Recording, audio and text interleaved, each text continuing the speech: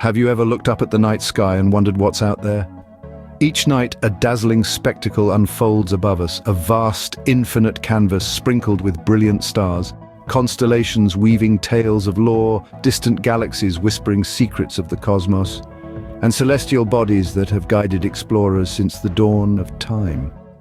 The night sky, in its silent majesty, inspires a sense of awe and curiosity.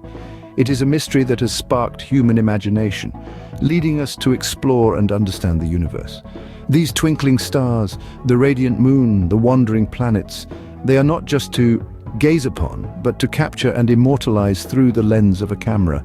Imagine turning the ephemeral beauty of a shooting star, the delicate dance of the aurora borealis, or the serene glow of the Milky Way into a tangible memory. This, my friends, is the art of astrophotography. But how do we go from simply gazing at these celestial wonders to capturing them in stunning detail? The transition from stargazing to astrophotography might seem daunting, but it's a journey full of discovery and beauty. Just as you wouldn't climb a mountain without the right gear, astrophotography too requires some basic equipment. Your first companion on this journey is your camera. Now, you might be thinking that you need the latest, most expensive model on the market, but the truth is, any camera with manual settings can get you started. Understanding your camera settings is akin to learning a new language. It's all about exposure, aperture, and ISO. Exposure refers to how long your camera's sensor is exposed to light. In astrophotography, we typically use long exposures to allow as much light in as possible. Aperture is the size of the hole in the lens through which light enters. A larger aperture allows more light in, which is particularly useful when dealing with the faint light of the stars. ISO, on the other hand, is all about sensitivity. A higher ISO makes your camera more sensitive to light, but be careful, as it can also increase noise in your images. Next up is your tripod.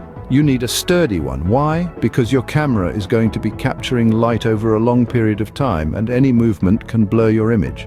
A robust tripod keeps your camera steady, ensuring crisp, clear images of the night sky. Speaking of the night sky, it plays a vital role in astrophotography. You need a clear, dark sky. Light pollution is the enemy here, so escaping the city lights can greatly enhance your images. Lastly, but perhaps most importantly, is patience. Astrophotography is not a hobby for the impatient. It requires practice, trial, error, and a whole lot of waiting.